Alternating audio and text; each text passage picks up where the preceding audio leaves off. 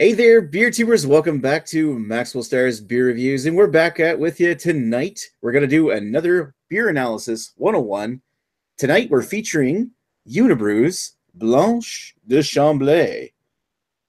First and foremost, let's get to the esteemed crowd that we've got here with us. We're going to introduce Joe. Average Joe on the this is the first one tonight. What did you saying, Joe? How you doing? Thank you for the invite, Nick. 2 thumbs up. You don't have to be sarcastic. I thought you were average. No, I mean, I'm super. You're average, not sarcastic, Joe. Listen, I'm super excited. Listen, I'm super excited to be Settle here. down. I appreciate being on your channel again. Okay. I'm no longer the corrupter. That's Chris' job. So, I mean, we're good. Speaking of corruptors, let's move on to Greg Bielski. How you doing tonight, sir? I'm doing just fine, Nick. How are you doing this evening? Oh. Sweating. Nice. Thank you, Nick. Actually, I shouldn't. Anyway. All right. So moving right along, we got the third and final member tonight. We don't have a very large crowd tonight. Gonna do on the 10th. Large members, though. Large members. We got Chris. How you doing, man? I'm good, guys. Thanks for having me, Nick. And I know this has been delayed for a couple weeks, and for some reason Joe thinks I'm the corrupter, but I don't know. I don't know how that happened, but anyway, yeah. So let's do this. I think the biggest thing I got to say is I commend you on your amazing video quality that you have going on right now. Oh, thank you very much. I do want to point one thing out, though. While you look amazing, there is that hiss that you were talking about. It's hissing. Is it still hissing? hissing. You're right. I hear it. It's like a snowy hiss in the background. Yeah, high pitched. I'll take care of that. No, it's not distracting. Like, I'm not you, and I'm not an idiot.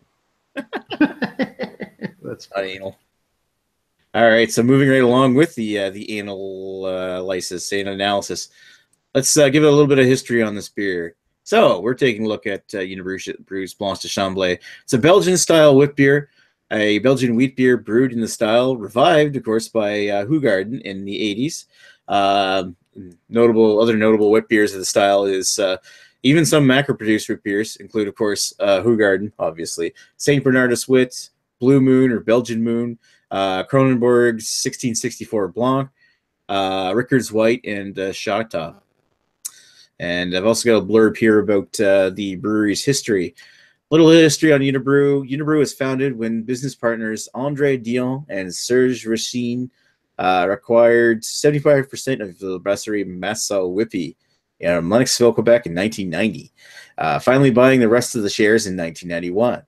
The brasserie Massa Witbier operated as this subsidiary under Unibroue first, but was later completely merged the two by 1993, taking the Unibroue name, and that's when they have their official incorporation date.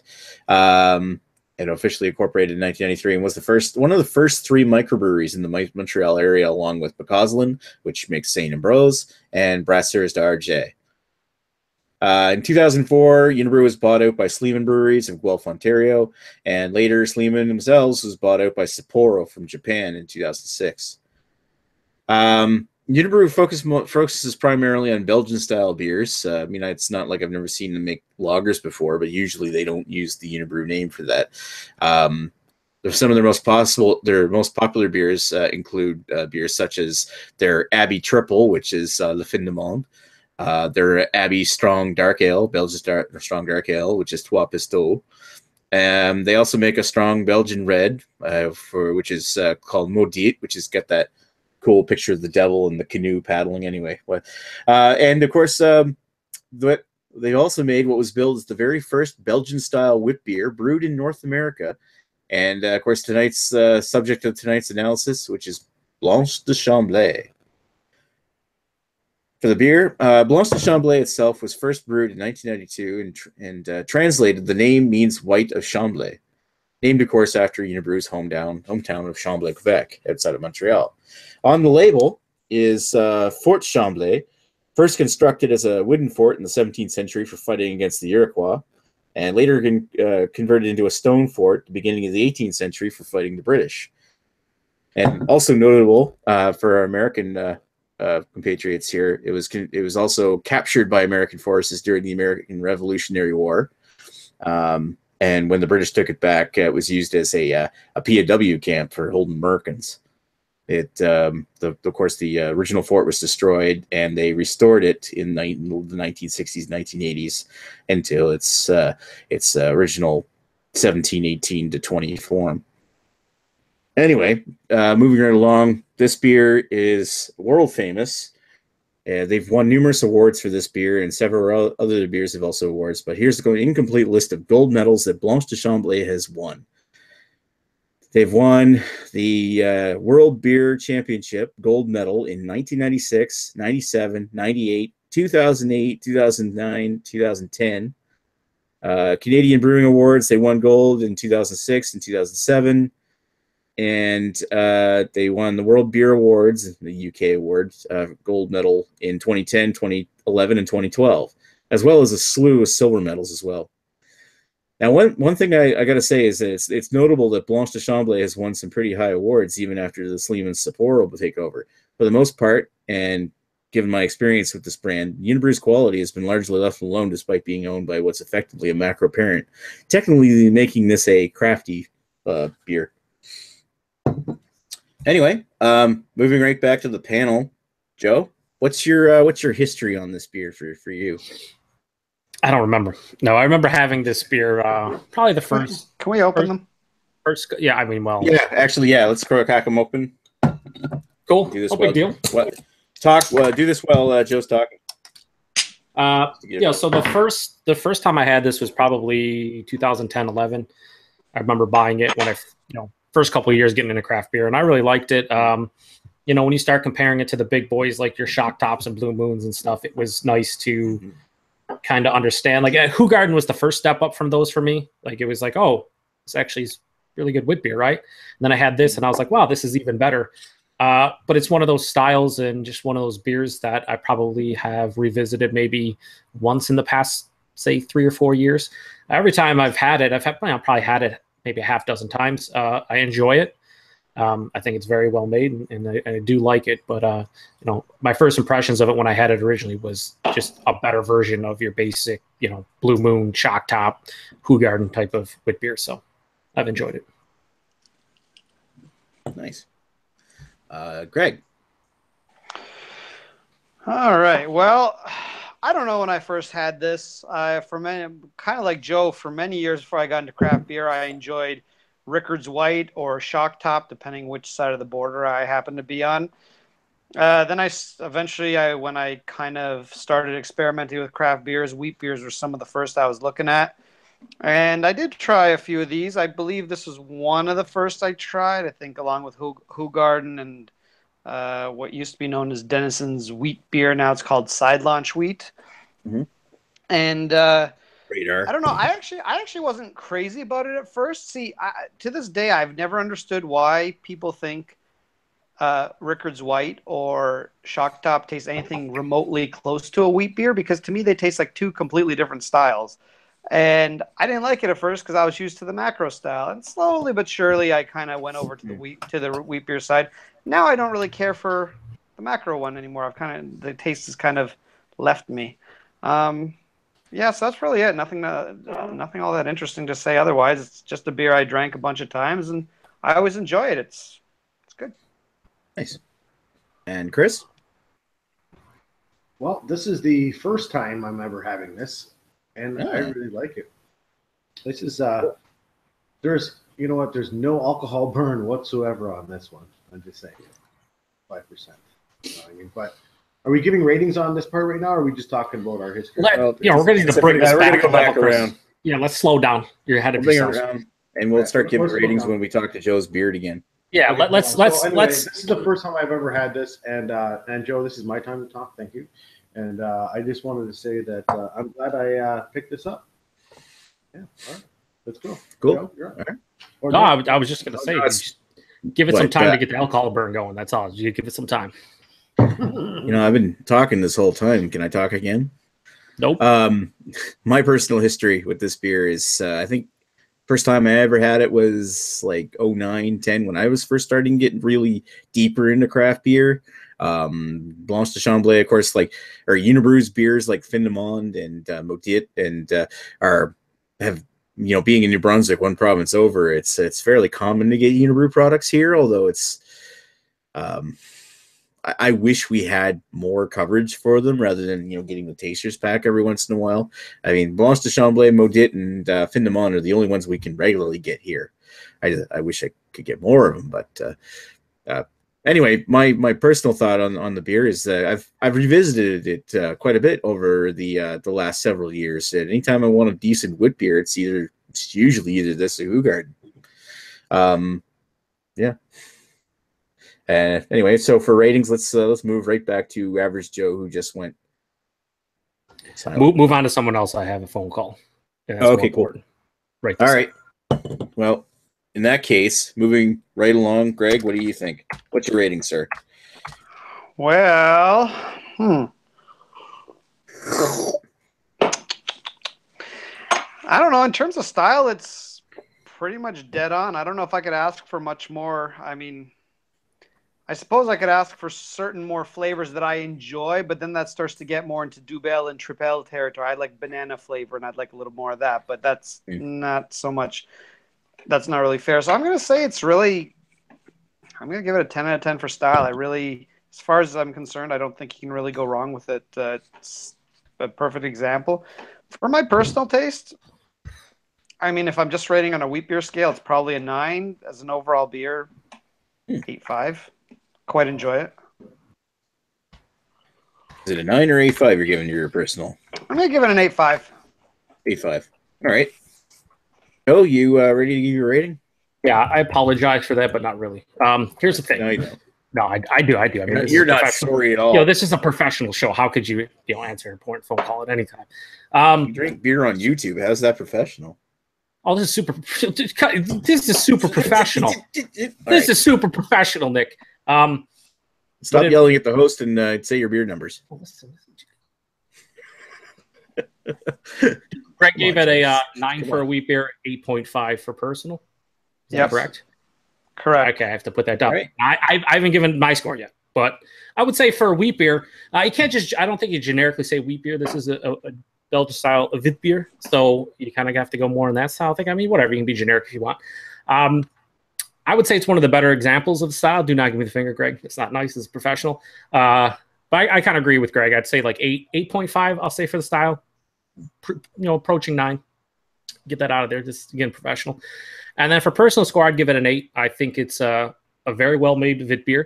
I think it's tasty. I do like that. The one thing that, and we have some comments, and Rajay over at Rajay Beer Ventures, good friend of ours, he mentions that like he just feels like this is like a better representation of the Blue Moons and Shock Tops of the world. And I would say it's just like a more robust version. You get more of everything. It's not as muted.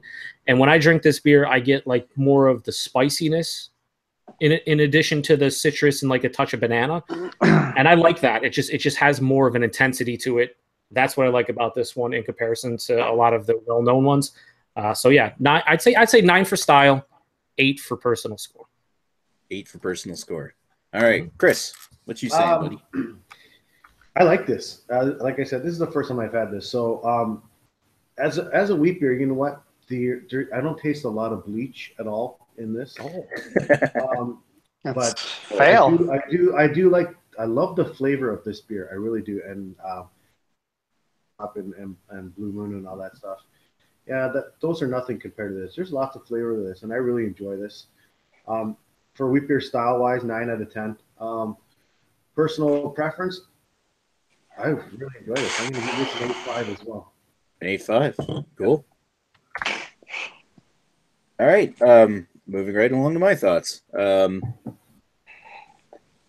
First thing that comes across to me when I take a sip of this is that it's got this really nice lemony, tart sourness to it, but it's not so sour or so bright that it tastes like you're drinking like a lambic or a gose. It's just a nice, crisp sour. Got a little hints of bubblegum, clove. Goes down very smooth. You get this nice little bit like a grainy, gritty wheat character to it. It's also very quenching and goes down super easy. And I'm actually enjoying this a lot better than I did the last time I had it, although I don't think my scores are quite going to measure up to you guys. You seem to really like this thing. And for the style, I think it's pretty bang on. I think that yeah, generally I think maybe it's a bit more sour than I really want from out of a wit beer, but I'm probably grasping at straws here. I see Paul's comment saying boring to Chambly. It's a good thing he's wrong. Yeah, well, it's Paul, right? Yep. Anyway. It doesn't have blackstrap molasses, and it's not like you got to chew it, so he hates it. Anything that's alive is boring. It's not chewy. Exactly. All right. Moving right along. Yeah, I'd say for the style, I really like it. I think it's very good for the style. 8.5 out of 10. Overall, my personal feelings is I generally like this beer. 7.5 out of 10. There you go. All right, so if you want, I'll replace Jamie, I guess, on this one because he's not here. Right? Do you have the scores written down? I've got them here. It's funny. Yeah, I do. For style, it comes out to an 8.875 if you combine everyone's, and then for personal, it comes out to a straight 8. So nice, good beer. Yeah, nice. I mean that's pretty high ratings overall. I mean, the thing people need to understand with this beer, if they've never had it before, or if they've had others in the style. It's a great representation of the style. There are better Belgian style wit beers I've had before. Or sorry, straight up Belgian wit beers that actually are brewed in Belgium. But this one is readily and easily available pretty much in North America. I think you can get it in almost every single state in the U.S. You can obviously get it all across Canada. All across country in Canada, yeah. Yeah, so I mean, and it's well priced too. I mean, you're talking even in the States, I paid $10 American for a 6-pack sampler that they had, so it's less than $2 a bottle. It's a very good representation of the style, yeah. And for somebody trying to get into the style, I would definitely recommend it for that. Yeah, I think for us it was 13 for the mix pack, or you can get a 6-pack of it as well for I believe it's also 13, 13.50, 14, somewhere in that range. The disappointing thing about this is, as far as I know, they haven't canned it yet, so you can't buy singles. Well, here's the other disappointing thing about this. I bought my 6-pack and I didn't get all 6 different beers. He got LCBO'd. I got exactly. I got LCBO'd. Yeah, well, I got, which sucks. Yeah, I can't remember. I think it's like $15.99 for $15.99 for a 6-pack of this here in New Brunswick, which is pushing it a little bit, but it's still very good. I got my bottle out of a 12-bottle tasters pack that had 6 different beers in it, so 2 of each. And I paid like $27, $28 for that tasters pack. But this is just kind of one of the standard beers that they put in the pack. So it's not like, it wasn't like the big draw on it. So I don't consider that I paid all that money for just specifically for this beer. Because the other ones they had included with the pack was like the La Toute Le Monde Megadeth beer and the Ephemere Elderberry and what was it? Oh, Signoral, yeah. Along with, of course, Le Fin de Monde in this. And Raffman, that whiskey beer that kind of sucks. One thing I want to touch on, which you said earlier, Nick. I don't think it was repeated by anyone else, but you said about how refreshing this beer is. And as I drink it and it's almost gone, it's just like one of those crushable, easy drinking beers that like easily take down a 6-pack of this, and that gets lost, but there's something to say for it, you know? Yeah, I just wanted to mention that. Oh, for sure. One of those beers where if I could get this for $1 a bottle, I would stock my fridge with it all summer long. If you get this in place of Big Flats. And going by the comments, and you don't even need to put a slice of orange in this one. Nope. This goes without saying there. Speaking of comments, we have a lot of them. Yeah, we do. Yeah, I'm just looking at this. I see that there's a lot of Rod J. Nobody spared the Rod in this one. Do you want to read any of them? You want me to read them? Go ahead, Joe. You're good at reading comments. That's debatable. We have Lee Russell here, the former king of Beer Tube, now just guy. Troll commenter. He is buzzed. Yeah, he is buzzed. We got Craig from Camp Beer Review says, "Good evening, Premier Reviewers." Hey, Ken. Thank you very much, Craig. Craig. We have raining on everyone's parade at all times. He says, "Drinking one of these now." What are you thinking about it there, raining on your parade? Lee says, "Neither one of them are corruptors, just vultures picking the bones of a long corrupt beer tube." Stop leaning, Lee. We have a couple comments about an aforementioned Chris fella that I will not talk about. Then we have, let's see here, Rajay from Rajay Beer Ventures, as I mentioned earlier, showed up. He's saying hellos to everybody. He says, how are you liking World War II? Still getting into it myself. I commented. I love getting that war was like 7 years ago. shot in the back by 14-year-old racist children. Lee says pretty solid wit rod. And I guess in general, he's talking about the beer, so that's pretty good. He also says he's really not much of a fan of Shock Top or Blue Moon, as mentioned. They're really good. Yeah. They're wheat beers, but they're not as good as the true. They're good in their own right, but you can definitely tell they're the ones made with the macro companies. I mean, I feel like Go ahead, Joe. No, go ahead.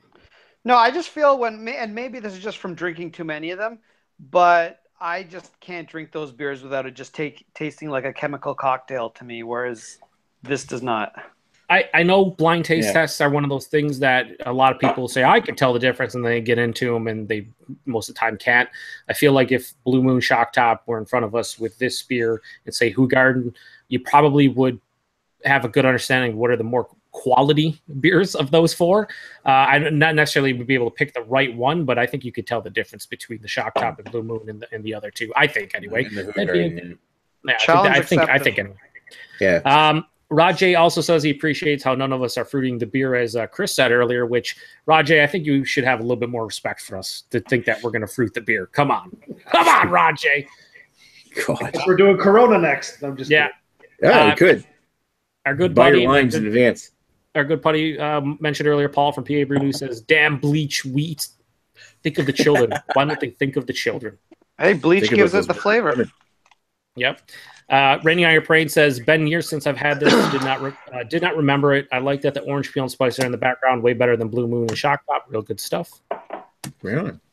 Paul then chides Rajay for enjoying his shandies, even though Rajay hates him. He's trolling him because that's what Paul likes to do. Lee says, only fools fruit a beer. If it needs fruit to add flavor, your beer is garbage. He said another bad word. I'm not going to say it because this is classy. This is very professional. Real men fruit their single malt scotch. Raining on Your Parade says, saw the Megadeth beer reviewed by Joe and Nick, and I agree, it is great. I don't think we ever said it was great. We just said it was really good. No, it's a great beer. I still have to try it. And then Lee says, wow, look at the pissy downvotes. I bet none of them speak out and take credit. Cowards. No. Raining on Your Parade says, got peer reviews and says, I admit it. It was me. Craig and his 4 accounts. If you've downvoted this video, speak out, make a comment, say it was you, and then text Nick a photo of your penis so we can see what size it is. All right, Raining on Your Parade says, what's next Nick, week's you got to beer? check. Be cool if you guys could decide at the end of the show. Cheers. Or Raining on Your Parade. What we're going to do next week. We're not that organized. Yeah, we're not that organized. We'll see if Nick next time can maybe put this up like days in advance so people have an idea. So I would say if you really do care. Maybe in the future we can start deciding like what we're going to do next week in advance if we can all get stuff. Just to slow down, okay? Yeah, slow down, settle down. Or maybe, hey, this is a crazy idea, but maybe bring Macho Man to your channel. I don't know, just throwing it out there. Hey, wait a minute. We all have a La Fin de Monde, right? Why don't we do La Fin de Monde next week? No, we don't. No, we don't. All right, we're gonna settle down. We're gonna settle down, then we're gonna settle down. You'll have to go buy another pack. Yeah. How much was your faulty pack anyway, Chris? It was great. It's about $13. I think it's $13.50, something in that range. Yeah. Take it back. Just say you drank one of the beers and then realize that there's duplicates of one. Yeah. They'll drink the rest of the beers tonight, so whatever. I don't really care. Okay, take all the empties back and then. Well, Chris, if it's any consolation, knowing your palate, I think you may enjoy the Palm more than you'd enjoy the La Fin de Monde. Yeah, a lot of alcohol burn, big boy. Burn. Last few comments, we have Rajay being upset about not being able to find this beer for $1 or less because he gets all the great deals, and I'm sure he will at some point. Just look at your bargain bins. At some point, you'll be able to find it. Redbeard says, "What be going down?" Hey, Redbeard. Nothing much. Hello. You see it. You're looking at it. Lee wielding his power over here, going, "I could have been in this, but I didn't feel like sitting in." Wow. Yeah, because Lee's been doing it. Lee was doing it before it was cool. Yeah, it's like beer tube. Now he's no longer a part of it. It's garbage. Garbage 9-3. Yeah, Lee's Rod J returned the says, beer tube. You heard it here first. Rod says, once your palate is brought to life, you can't go back to that other drizzle. It's true. And then Lee finishes up with the most appropriate comment of the night. And he says, I will strangle Greg on a lonely dark night sometime in the future for the Scotch comment. There you go. That sounds about right. Frankly, Scotch. I would have expected it anyway, but Start doing Scotch analysis. Thanks to everybody for the comments and trolling and down votes and up votes and sideways votes and no votes. At least we broke even. That's appreciated. Oh, we're 8-5 right now. Yeah, we're doing okay. I don't know how long that'll last. I'm sure there's new accounts being created as we speak, but it's 8-5 right now. hey, to everyone who downvoted, thanks for the views. There you go. Still you're sending money. traffic to my channel. Yeah, and that's the first time. Nobody's gonna watch this shit after anyway. Yeah, it's the first time in a long time that Nick has traffic on his channel. Yeah, I know. Well, it says 8 watching now. That's like a record for me. Yeah, well, I mean, there's 9 watching, and we have a 9 upvotes now. 9 upvotes. This is like Nick. This is your shining moment right here. This is like 15 minutes of fame. Actually, it's more like, how long has this been going? 30 minutes? Too long. Anyway, too long. All right. So yeah, I think we're done. Short panel this week. Short beer. Good beer. Very nice beer. And yeah, let us know in the comments how we did and what you think we should take a look for it in future weeks. Yeah, anyway. if they have any suggestions, throw them in there. Keep in mind, though, like there's a couple sometimes Americans like myself and others that'll hop in. And across Canada, you have people in at times 3 different provinces. So it's like you can't not like you don't go look at like Sawdust City or something, some small local brewery, because that's most likely not happening. Has to either be macro or something really big in the craft. Budweiser. We probably macro's next, right? Like I feel like macro's next. Yeah. We alternate. Macro's next. Yeah, this Bud's not for us. I don't hope so. No, I don't want to do Budweiser. Can we all get? There's always Corona or Rolling Rock. I'll do Rolling Rock. I haven't had it. I'd love 23 years. Can everybody get Rolling Rock here? Oh yeah, that's Rolling Rock. It is. Yeah, Rolling Rock. There you go. There you go. There's Rolling our next Rock. week. Everybody's happy. All right, we're signing off. We're gonna do Rolling Rock next week. We will talk to you folks later. Cheers. Yay! Yay!